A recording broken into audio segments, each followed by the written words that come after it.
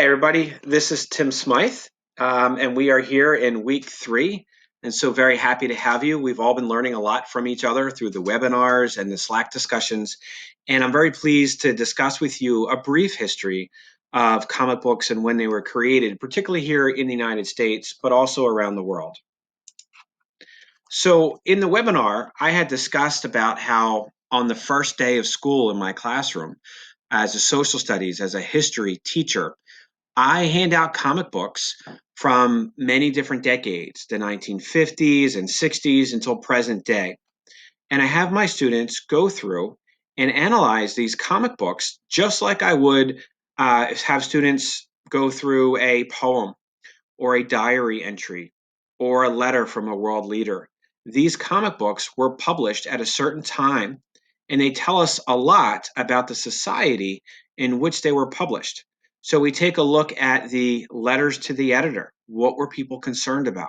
We take a look at the advertisements in the comic book. How much did things cost? What did they look like? How about the technology in the comic books themselves? How many colors do they have? Are are the covers brightly colored in? We also take a look at the representation in the comic books. Are they majorly white characters? Are they majorly male characters?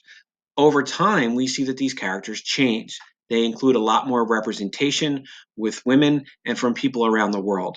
And so today we have Thor, who's been a woman, Wolverine, who's been a woman, Green Lanterns, who have been um, Latin American or Hispanic and Black, and et cetera, et cetera, et cetera. And so it's a really exciting time to be alive.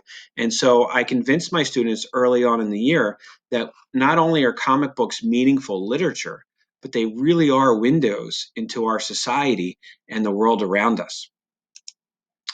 So we're going to begin with the cave paintings of Lascaux. So in the lessons this week, you and or your students will be going through and doing research on what is called sequential art, this idea of what a comic book is. It's a collection of images, one after the other, that tell a story. This method of storytelling has been with humans for a very long time. So these cave paintings in France, we see that in essence, these stories go on and on throughout the cave. So these really are sequential art. They are comic books. You'll be taking a look at examples like these. So we have the Mexican Codex, we have the Bayeux Tapestry, we have the Manitou. And what's really interesting, particularly with something like the Manitou, is for Western archaeologists, they want to read from left to right as we would in a traditional comic book. But in a lot of cases, these stories are told from the bottom right to the left.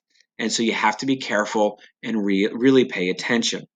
So, an example of the Bayeux Tapestry, what this shows us is a long part of British history without any words. So you don't have to know how to read and write to understand the history. And this is the powerful point of visual literacy. Going through and doing my research, I found that the very first comic book, or maybe the first graphic novel, was created in 1837 in Switzerland. And sometimes research changes, but this right now is predominantly the one that we all agree on as comic book historians as the first one that was published. What's fantastic about this is you see in this comic that there's no dialogue. There is some narrator's words, but for the most part, you really have to take a look at this poor unlucky character, the look on his face, the background, what's happening with him to really get an understanding of what's going on in the story. And so this is the perfect example of sequential art or visual literacy. The first North American in the United States comic book is about 1933 called Funnies on Parade. This isn't exactly a comic book. What they did was they took from newspapers comic book strips that ran every day or every week, and they realized that they were very popular. And so they took a collection of these comics strips from the newspapers and put them together into a collection into what they called a comic book. Obviously, it's a lot similar to the comic books that we find today. The Phantom is the first American superhero comic book. And we see here, this is an example from 1939. The comic book is exactly what we would expect to find today, where we have sequential art. We have the gutters, we have the narration, we have the vocabulary and the conversations, the dialogue balloons. The golden age of comics, this is probably, at least for me, the most famous age of comic books. And this is where the history comes in. So this time period is from 1938 to about 1950. So these early superheroes that are still with us today, Superman, Batman, Wonder Woman, Captain America, were created where World War II was either going on or just about to begin. Superman is created during the Great Depression by two Jewish creators, and we know what was happening in Nazi Germany. And so here we have this Superman who is looking to protect people. We also have Captain America, who is represented here by the red, white, and blue and the stars and stripes. But this comic book was published in March of 1941. The United States did not get involved in World War II until December 7th, 1941. So the United States was supposed to be neutral when this was published. I don't think this is a very neutral comic book cover. And the fact that it was popular in the United States speaks very much to how a lot of Americans were against what was happening in Nazi Germany. The Silver Age, 1956 to 1969. Again, when we take a look at what's going on in history, we have the space race. We have the Cold War between the United States and the Soviet Union and their allies. And so we have Sputnik that is launched in 1957. So this begins the space race in earnest. And so we see a lot of that science and that looking towards the heavens, if you will. We see that in our comics. Peter Parker is created by a radioactive spider. So we also have to understand that too, this fear of atomic weapons and research and what that might do. The Bronze Age is 1970 till about 1984. What we see in this time period is a turn from the Boy Scout type of heroes, the goody-goody type of heroes, to some heroes that were more realistic. A perfect example would be the Punisher. What you have to understand is in the United States, there are protests against the Vietnam War at the time, as there are around the world. But also in 1968, there are protests around the world. And so people are looking for more realistic depictions of who their heroes are.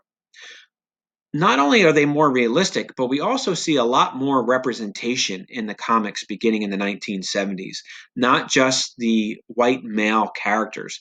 And so we see Green Lantern, we see Luke Cage, we see the creation of Storm, and a lot of other characters. The modern age, 1985 to the present, this is when I really became a big comic book fan. This was my childhood. I really started collecting comics in the early 1980s. They also call it the Dark Age because it continued a lot of the storytelling from the 1970s and early 80s.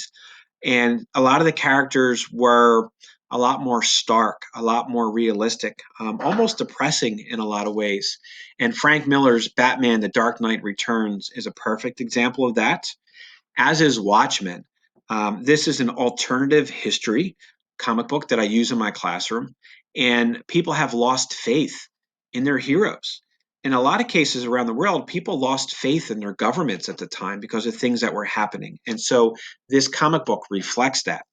We also see in the 1980s and 1990s new publishers besides just DC and Marvel Comics. We see a Milestone, which was then bought by DC. But their purpose, they saw a need to have more Black characters. We see Dark Horse become a publisher. We see Image Comics become a publisher. But then we also see what happens in the 1990s, comics like X-Force. What happened was people now were looking at comic books as an investment. The thought was, hey, if I buy X-Force #1, I'll be able to put it in packaging and sell it 20 years down the road and make a lot of money. We see the first Action Comics with Superman, has sold for millions of dollars. So comic book companies literally cashed in on this. They published lots and lots of comic books. And so this X Force, many, many different variations of the same cover were published. So people would go out and buy 10 #1s. People would go out and buy 20 #1s. So the problem was so many comics were being published that it almost bankrupted all the comic book companies because people lost faith in comic books. But luckily, they've recovered, particularly today, where we see with all the movie tie ins and the video games and everything else. Some fun facts that really speak to the popularity of comic books. So, some research that I did in 2018 in North America alone, we sold over $1 billion in comic books. That's literacy, that's literature. These are adults and children who are buying books that they love to read, and reading is reading. Graphic novel sales have increased 16%, which is fantastic. My own kids have probably bought most of that percentage. One example of manga from Japan is One Piece, and it sold over 10 million copies. That is fantastic. And then I also did some research. I was curious to know where publishers were around the world, and I found thousands of comic book publishers and comic book stores all around the world. And you can see some of them here in this Wikipedia article. Fantastic. Of course, one of the best comics that we have to use is from Dan Ryder and Jackie Garter, The Panels in Perspective. Share this widely, download it. It's a fantastic resource for educators. And lastly, I want you to think about when you leave this video, what's the history of comics in your country? Do you know? When did they begin being published in your country? Think about your favorite superhero. It doesn't even have to be a superhero. Your favorite comic book. When was it published? When did it begin?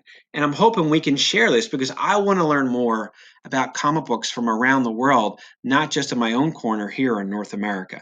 So I hope this video finds you safe. I hope it finds you happy and full of joy. And I really want to say thank you yet again for allowing me to share my passion for comic books with you all. Have a blessed day. Thank you so much.